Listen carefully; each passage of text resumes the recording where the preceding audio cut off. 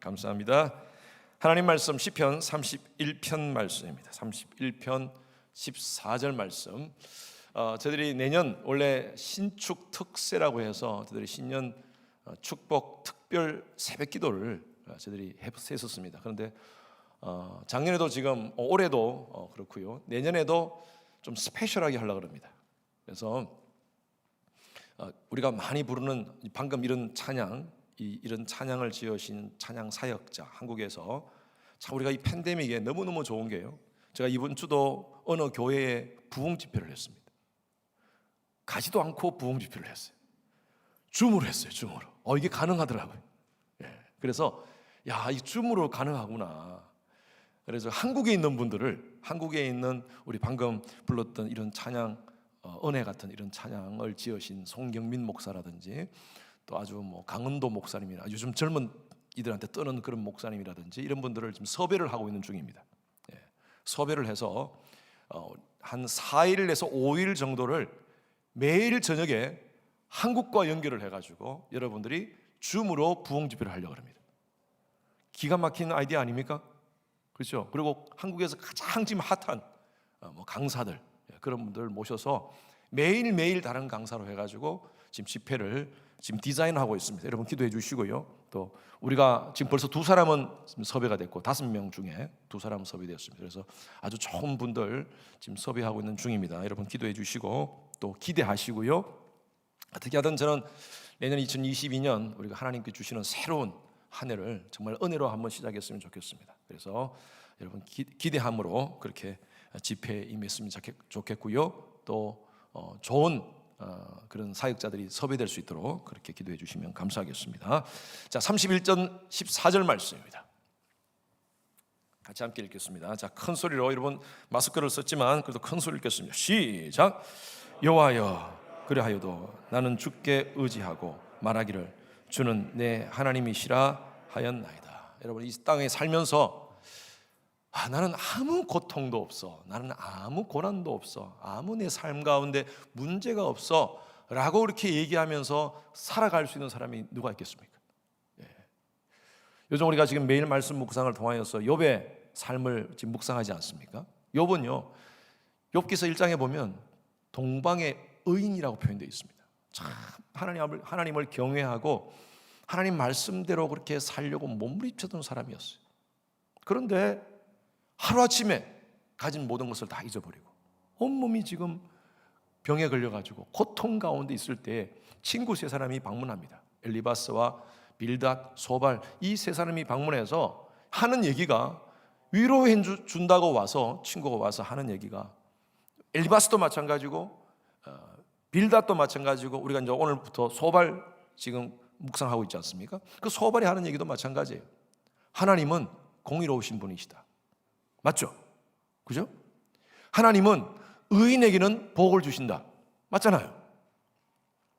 악인에게는 징벌을 주신다. 맞잖아요. 그러면 네가 이렇게 벌 받는 이유는 네가 죄가 있기 때문에 그렇다. 근데 욥이요, 하나님 앞에 나는 하나님 말씀대로 살려고 몸부림치고 경건하게 살려고 몸부림쳤는데 왜 내게 이런 문제가 생깁니까? 이해될 수 없는 고난, 도저히 내가 이해되지 않습니다 라고 이렇게 하나님께 계속 질문하면서 지금 욥기서가 계속 진행하고 있지 않습니까? 여러분 우리의 삶 가운데 이런 문제가 있습니다. 하나님 말씀대로 살고 정말 하나님의 뜻대로 살려고 몸부림치는데 왜 이런 문제가 생깁니까? 여러분 가지고 있는 왜 그런 문제가 생깁니까? 하나님 믿는 사람들은 좀 잘 돼야 되지 않습니까? 모든 것이 쑥쑥 잘 되고 우리 자녀들도 잘 되고 가정에 문제도 없고 그래야 되는데, 경제적인 문제도 없고 미국에 와서도 살 수 있는 모든 환경이 쫙쫙 열리고 좀 그렇게 돼야 되는데 왜 이렇게 어려운지요? 오늘 아침에 제가 기도하는데 한 분이 떠올랐어요. 그래가지고 기도를 끝나고 아침에 전화를 드렸습니다. 근데 보통 여보세요 이렇게 하시는 분이신데 여보세요 이러시는 거예요. 우셨습니까? 예. 그래서 그렇군요. 많이 힘드시네요. 그래요. 힘냅시다. 제가 기도 중에 떠올랐습니다. 그래서 전화드렸습니다. 그러면서 제가 기도를 해드리는데 얼마나 우시는지, 제가 뭐 개인적인 사정을 여러분들에게 말씀드릴 수 없지만 그래요. 하나님 말씀대로 살려고 하는데 왜 이런 어려움이 생깁니까? 불신자들이 그런 고난을 당하는 것은 어쩌면 하나님 믿지 않고 하나님 모르니까 그런 고난을 당한다고 우리가 생각할 수 있지만, 하나님을 믿는 백성에게 왜 이런 고난이 있습니까? 그럴 때 우리가 이런 생각합니다. 하나님 어디 계십니까? 하나님 왜 침묵하십니까? 오늘 다윗이 처한 환경이 바로 그렇습니다. 31장 전반을 우리가 다 읽지 않았지만 전반을 보면요, 말할 수 없는 고통이 있었습니다. 하나님을 경외하고 하나님을 신뢰했던 다윗 아닙니까? 대적으로 인해서 욕을 당하고 이웃 주위에 있는 사람들에 의해서 고난을 당하고 무리들이 비방을 하고, 심지어 13절의 말씀에 보면요, 우리가 읽었던 말씀 앞절에 보면요, 주위 사람들이 둘러서 가지고 다윗을 죽이려고 하고 있습니다. 생명을 빼앗으려고 하고 있습니다.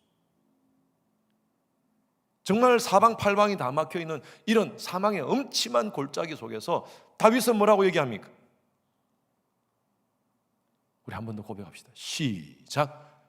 여호와여, 그러하여도 나는 주께 의지하고 말하기를 주는 내 하나님이시라 하였나이다. 아멘. 여러분, 오늘 저는 이 말씀의 고백이 저와 여러분들의 삶의 고백이 되었으면 좋겠습니다. 아멘입니까? 고통과 아픔이 없으면 얼마나 좋겠습니까?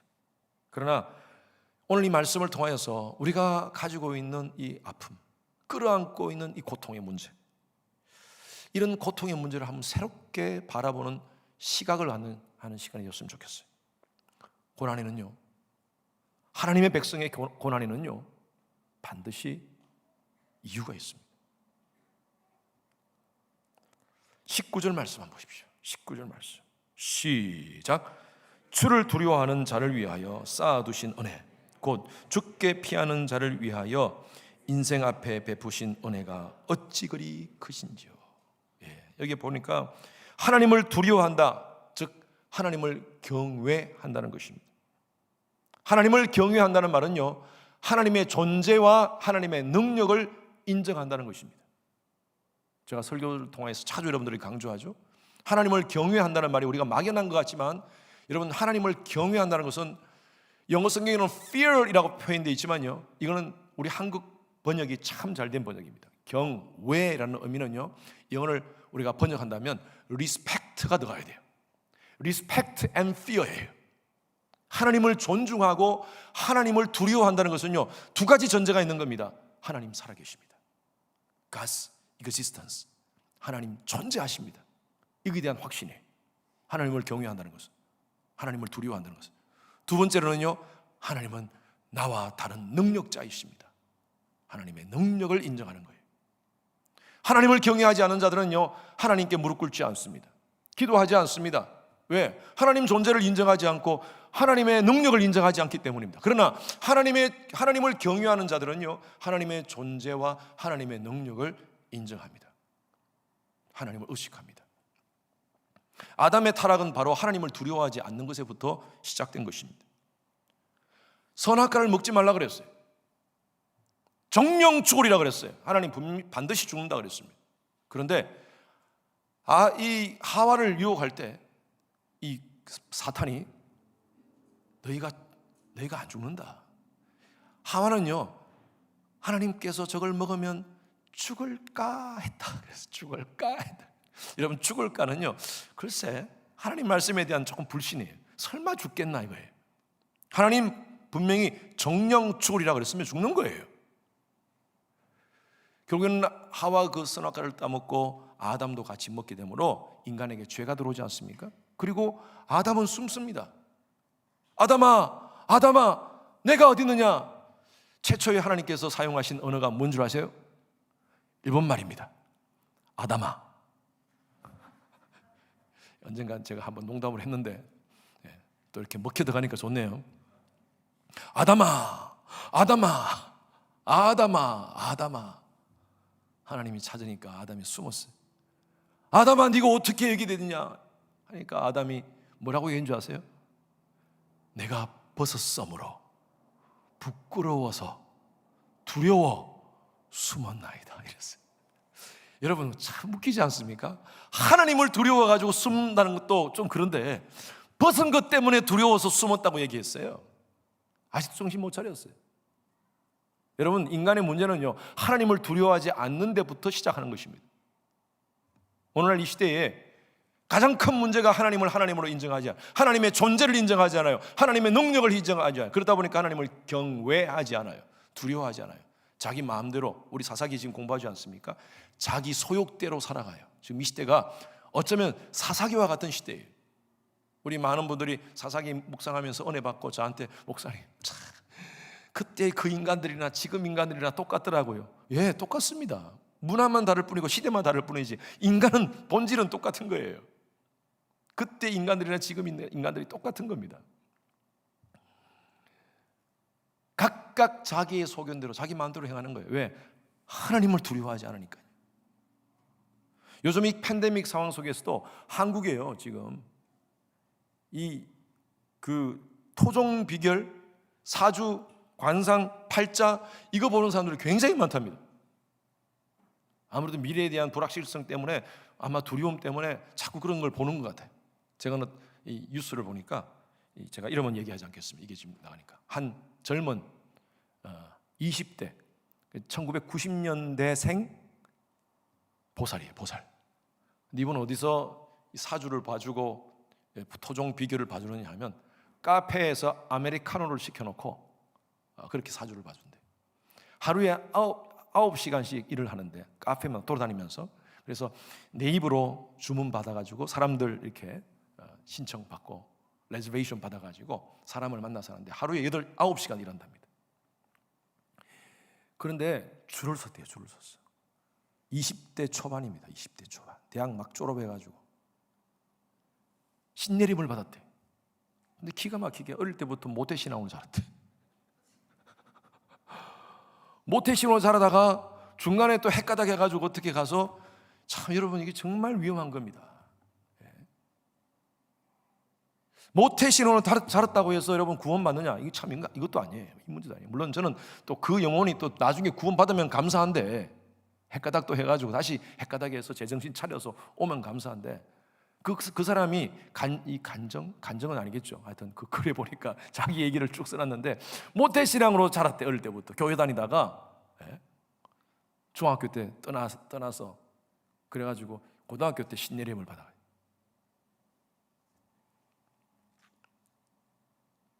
근데 이 사람이 책을 썼는데 무슨 책을 썼냐면, 참 또 이 모태신앙이라서 그런지 비슷하게 하나님이 보고 계셔가 아니고 신령님이 보고 계셔.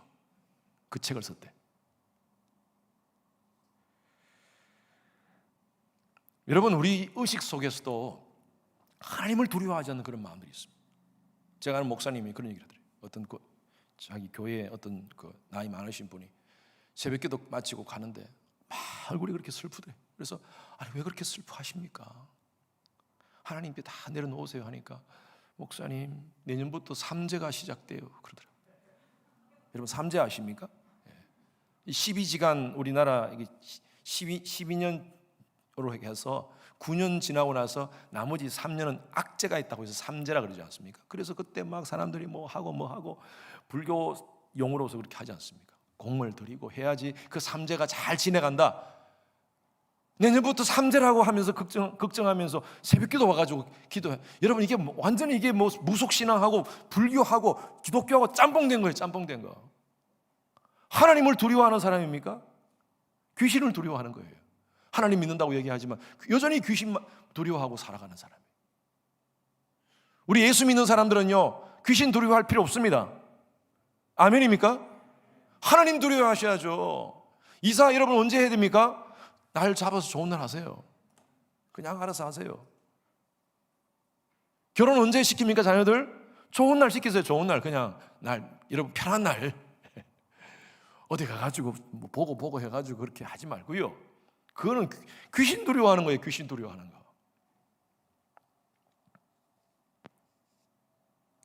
교회 생활하면서 직분 가지면서도 여전히 하나님 두려워하지 않고 사람 두려워하는 사람들이 있습니다.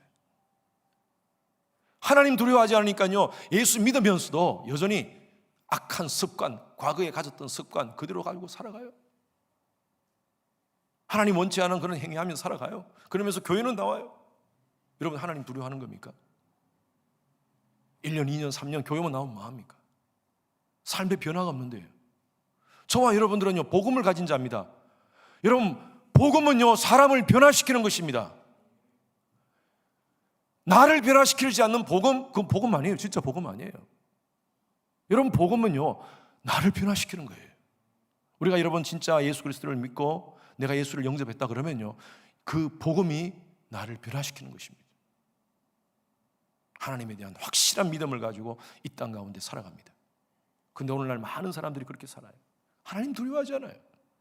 교회를 다닌다 하면서 어디 뭐 종교라는 기독교라고 쓰면서도 하나님 두려워하지 않아요. 하나님의 존재와 하나님의 능력을 인정하지 않아요. 의식하지 않아요. 예수님께서 그런 말씀하지 않습니까? 주여 주여 그렇게 말하는 자마다 다 하나님께 갈 수 없다. 하나님의 계신 하나님의 뜻대로 사는 자라야 하늘나라에 갈 수 있다. 말만 주여 주여 한다고 해서 우리가 구원받는 거 아니에요. 제가 지난번에도 말씀드렸다시피 저와 여러분들은요, 구원받은 자인 줄로 믿습니다. 내가 예수 그리스도를 믿음으로 말미암아 성령께서 내 속에 워크인 하셨어요. 그럼 우리가 해야 될 일은 뭡니까? 어떻게 해야 돼요? 우리 제가 영어로 지난주에 말씀드렸죠. 우리가 어떻게 됩니까? 워크 아웃을 해야 돼요. 워크 아웃. 사도 바울이 빌립보서 4장에 그렇게 말해요. 너희 구원을 이루라. Work out your salvation이라고 그랬어요. 이게 무슨 말이에요? 구원받았는데, 구원받았다고 그게 끝나는 게 아니에요. 구원받은 자로서 삶을 살아야 돼요. 이건 언제까지 살아야 됩니까? 주님 앞에 서는 날까지. 말로만 예수쟁이 아니라 진짜 머리부터 발끝까지 예수쟁이가 돼야 돼요. 하나님 두려워하는 사람이에요. 그런데요, 진짜 하나님을 하나님 예수를 분명히 하나님 택한 자인데 아직도 하나님을 두려워하지 않고 하나님 무시하고 그렇게 살면 하나님은 때로는 깨닫게 하십니다. 자꾸 사인을 주세요. 그런데 그 사인을 무시하면요, 여러분 그렇잖아요. 제가 옛날에 한국 가서 차 운전을 하는데 제가 신기했어요. 진짜. 그때 막 내비게이션이 나와가지고 내비게이션 제가 한 10년 넘은 것 같은데 차를 빌려가지고 내비게이션을 장치된 차를 빌려가지고 좀 여러 군데를 다녔습니다. 자, 서울을 지나가지고 경기도로 넘어오니까 경기도로 와서 또 이 경상도로 딱 이렇게 넘어오니까요, 넘어가면 경상도입니다. 그러면서 안전속도 60km 경상도 말이 쫙 나오는 거예요. 그런데 제가 60km가 70km로 달렸어요. 그러니까요, 60 여러분 다 들어보셨죠? 60 그러더라고요. 제가 그래도 무시하고 60 여러분 60 우리가 여기서 70마일씩 60마일씩 다니다가 60km 다니니까요 너무 답답하더라고요. 그래가지고 한 70km 놓고 다니니까요 계속 60 하지만 70km를 좀 넘으니까요 60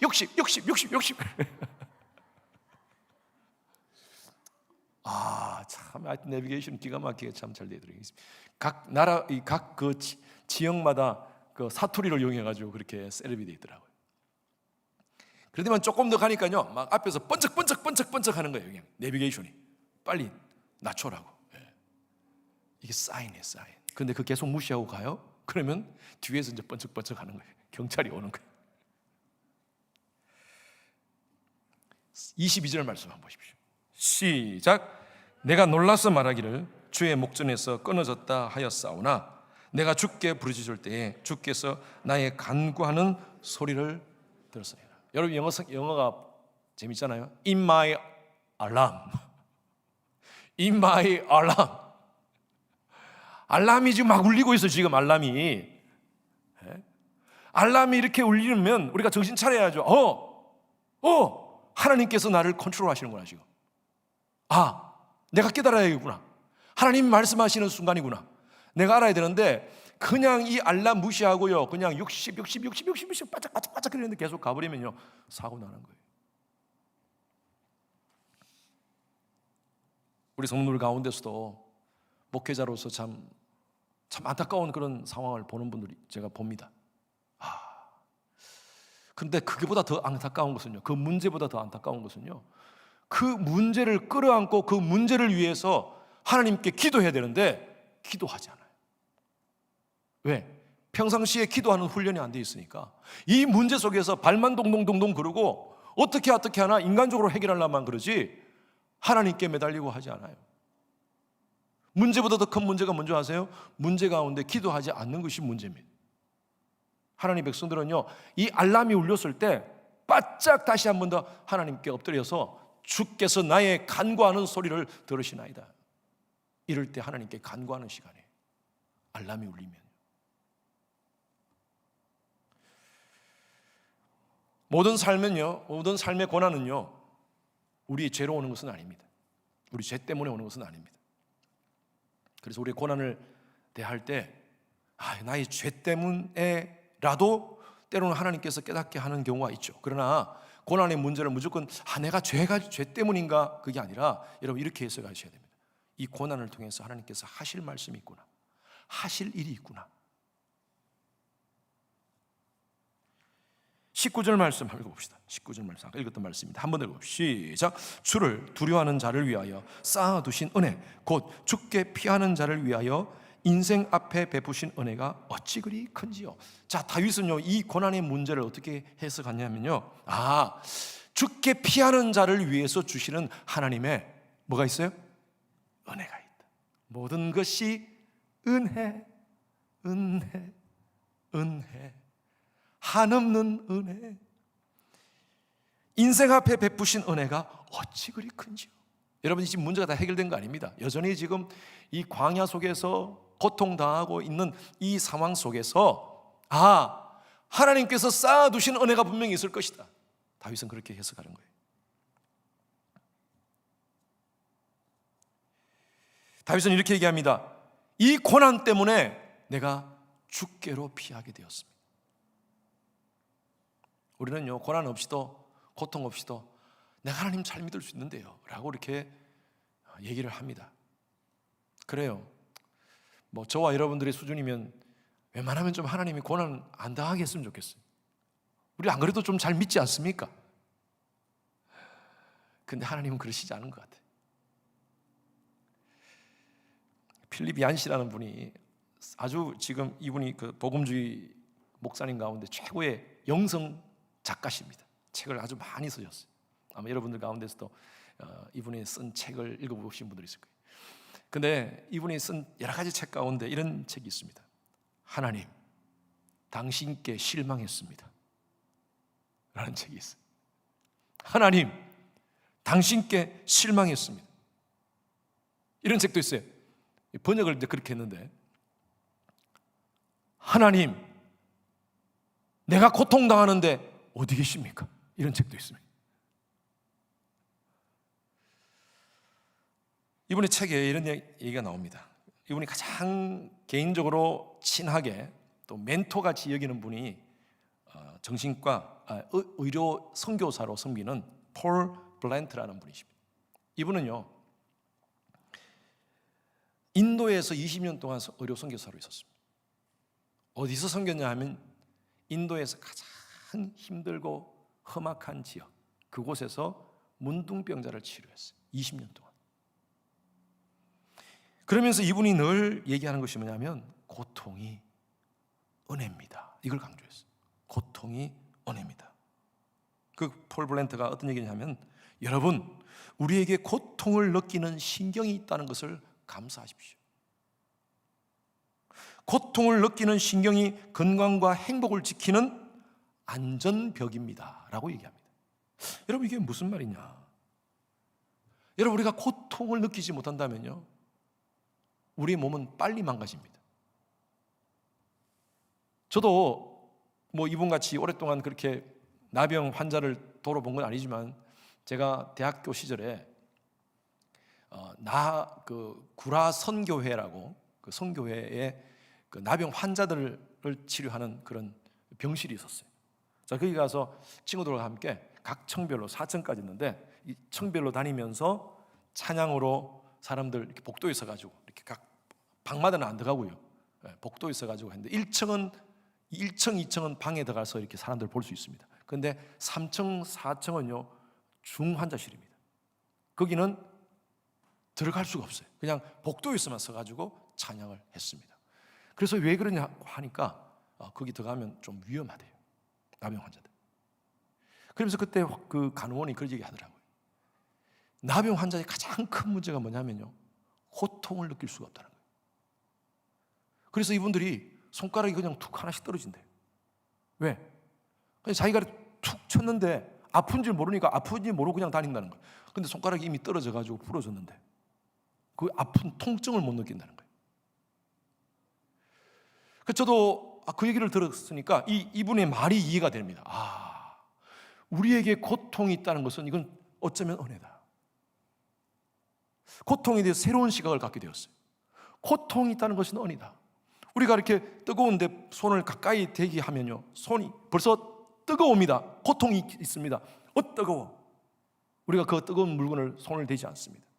만약에 우리 고통을 못 느낀다면요, 그 뜨거운 물건에 손을 댈 겁니다. 왜? 고통이 없으니까. 그러면서 손 자체를 못 쓰게 될 거예요. 마찬가지로 우리 삶 가운데도 마찬가지입니다. 하나님은 우리 인간에게 고통을 준 것은 어쩌면 은혜이다. 이분이 축복이다라고 그렇게 표현하고 있어요. 왜 우리에게 고통을 주신 하나님? 다윗은 이렇게 고백하는 거예요. 이 고통 속에서 죽게 피할 수 있다는 거예요. 죽게 피할 수 있다. 인간은요, 등 따시고 배부르면 자기가 최고인 줄 알고 하나님 두려워하지 않고 자기 마음대로 자기 소견대로 살아가는 것이 인간이라는 것입니다. 그래서 하나님은 때로는 우리 인간에게 고통을 허락하십니다. 그 고통을 통하여 하나님을 믿는 백성들은 하나님께 바짝 붙는다는 거예요. 하나님께 피한다는 거예요. 이것이 은혜라는 거예요. 그래서 C.S. 루이스가 그런 얘기 했습니다. 유명한 말입니다. 고통은 하나님을 사랑하시는 이를 위하여 사용하시는 확성기다. 여러분, 고난 속에서 하나님의 음성을 듣는 분들이 많습니다. 여러분들의 우리 좀 새롭게 하소서 많이 들으신 분들 있죠. 새롭게 하소서 나오신 분들 그 간증을 들어보면 전부 다 고난을 속에서 하나님 만났어요. 그 연예인들이나 뭐 그런 사람들, 만약에 고난이 없었더라면 그렇게 그냥 세상적으로 나갈 사람들이에요. 그러나 그 고난 속에서 하나님의 뜻을 깨닫고 어릴 때 주일학교에서 불렀던 그 노래 가사, 그것이 생각나고, 오늘은 제가 새롭게 하소서 김동옥이라고, 광야에 서 있네, 광야에서라는 그 찬양을 지은 그 형제의 간증을 제가 듣다가 왔어요. 이 형제도 고난 속에서 하나님을 만났어요. 고난 속에서. 그래요, 여러분. 저의 개인적인 삶도 마찬가지입니다. 저의 삶 가운데 고난이 없었더라면, 고통이 없었더라면 저는 여러분들 앞에 서 있지 못했을 거예요. 지금. 저는 고난을 통하여서 하나님이 나를 향한 그 사명을 깨달았어요. 여러 가지 모든 젊을 때의 그 모든 가지 삶들이 정말 모든 것들이 편했다면요, 제가 여러분들 앞에 지금 서 있을 수 없을 거예요. 어쩌면 다른 데 가 있었을 거예요. 제 아내 표현으로 당신은 참 좋은 잡사가 되었을 것이다, 그렇게 표현하더라고요. 아니, 장로인데도 제대로 된 장로가 아닌 장로가 되었을 것이다, 그렇게 표현하더라고요. 그래요. 저는 그게 하나님의 은혜예요. 저는 개인적으로 제가 목사 된 걸 얼마나 감사한지. 첫 번째로 제가 목사가 되어가지고 하나님을 더 가까이 할 수 있다는 것이 얼마나 제 개인적으로 은혜인지 몰라요. 또 여러분들을 영적으로 섬길 수 있다는 것도 큰 은혜지만 제 개인적으로는 그렇습니다. 목사가 되어서 신앙생활 더 잘하는 것 같아요. 그래서 여러분, 신앙생활 잘하려면 다 목사 되십시오. 농담이고, 사명이 있어야지 하는 거죠. 저희 어머님이 지금 재활병원에 계십니다. 그래서 왼쪽이 완전히 마비가 되셨어요. 지난 4월 달에 갑자기 뇌경색이 와가지고 제가 한국을 나갔는데, 그래도 회복될 줄 알고 저는 그렇게 기도하고, 어머니 희망을 가집시다 하고 왔지만, 지금 한 6개월 이렇게 지났는데 여전히 왼쪽은 완전히 이제 마비가 되셨어요. 재활병원에서 계속 지금 치료를 받고 계속 하고 계시는데 지난주에 그 말씀하시더라고요. 어머니 미안해요. 제가 가까이 있어서 장남이 가까이 있지 못하고 늘 죄송합니다. 근데 저희 어머님이 괜찮아. 너는 너 사명이 있어. 그곳에서 하나님 말씀 전하고 내가 매주 너 설교 듣고 있다. 그리고 하시는 말씀은 잘 하시거든요. 지금 하시는 말씀이 하나님께서 나를 이곳에 보낸 뜻이 있는 것 같다. 내가 매일 여기 있는 간병사들, 의사들, 간호사들을 위해서 기도하고 있어. 환자들 잘 돌보고 또 이 사람들도 예수님을 알 수 있도록 정말 내가 몸이 이렇지만 내가 하나님의 자녀로서 부끄럽지 않게 살려고 지금 하고 있다. 제 마음이 얼마나 참 감동이 되는지. 역시 우리 어머님이시다. 여기에 하나님의 또 뜻이, 다른 뜻이 있었구나. 저는 개인적으로 해요. 솔직히. 아니, 하나님 제가 섬긴다고 이렇게 와가지고 정말 주님의 교회를 섬기고 있으면 저희 어머니 좀 회복시켜 주시든지 아니면 이런 일이 안 생기게 하시면 하나님 얼마나 좋겠습니까? 라는 그런 제 개인적인 바람이 있었지만 제 마음이 그래요. 하나님 좀 섭섭했어요. 하나님 왜 이런 일이 벌어집니까? 근데 그 어머니가 그 얘기하시는 것을 듣고 제가 얼마나 감동을 받았는지.